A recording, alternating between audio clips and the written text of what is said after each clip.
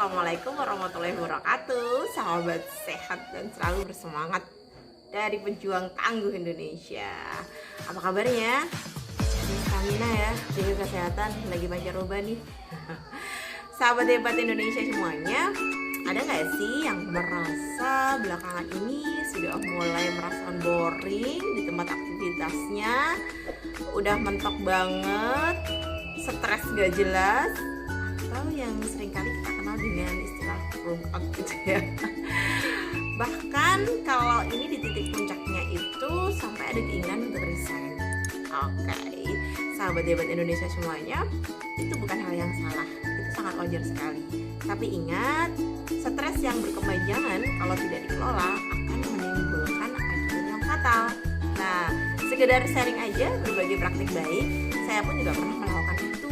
Saya pun juga pernah merasakan hal itu.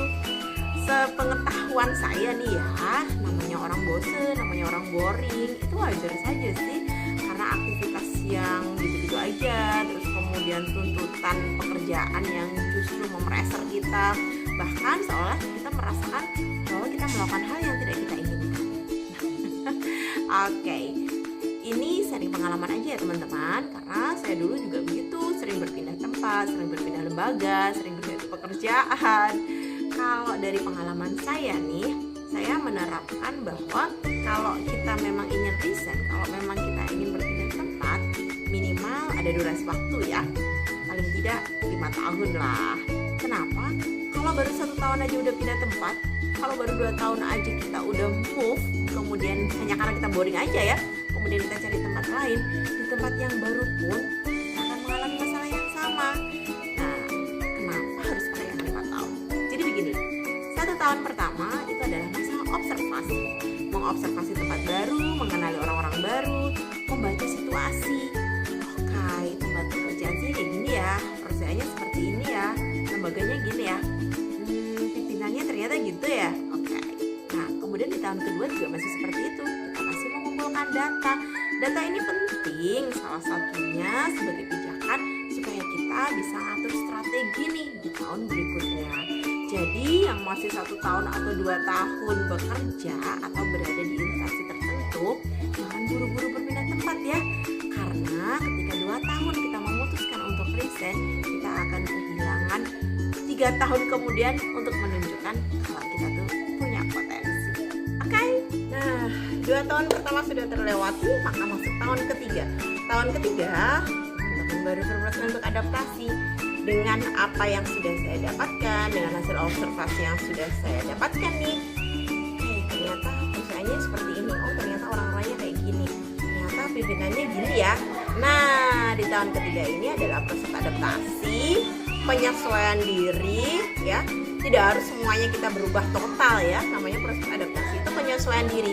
Ada hal-hal yang kemudian diseimbangkan, diseiramakan, tapi tidak harus disamakan. Nah, tahun ketiga, tahun keempatnya ngapain ya? Tahun keempatnya pembuktian. Oke, saya akan berusaha beradaptasi. Kemudian di tahun keempat ini saya akan membuktikan bahwa saya bisa loh mengukir prestasi dan juga membuat sejarah di tempat itu. Nah, baru masuk tahun kelima nih, kita mendapatkan kesempatan untuk lebih eksis lagi ya, menunjukkan kemampuan kita, menunjukkan potensi kita, sehingga nantinya ketika teman-teman itu memutuskan untuk resign, memutuskan untuk berpindah tempat, teman-teman sudah punya bekal ya. Jadi tidak hanya karena boring sesaat atau karena ketidakcocokan yang ternyata jangan-jangan itu munculnya dari diri kita sendiri gitu.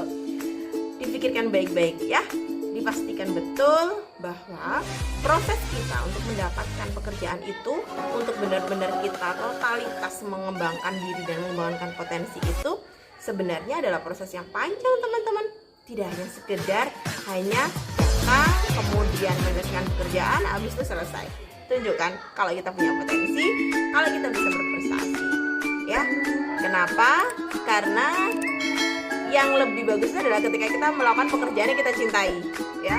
Cintai pekerjaanmu dan lakukan pekerjaan yang kamu cintai. Oke, tetap semangat semuanya ya, semoga bermanfaat. See you.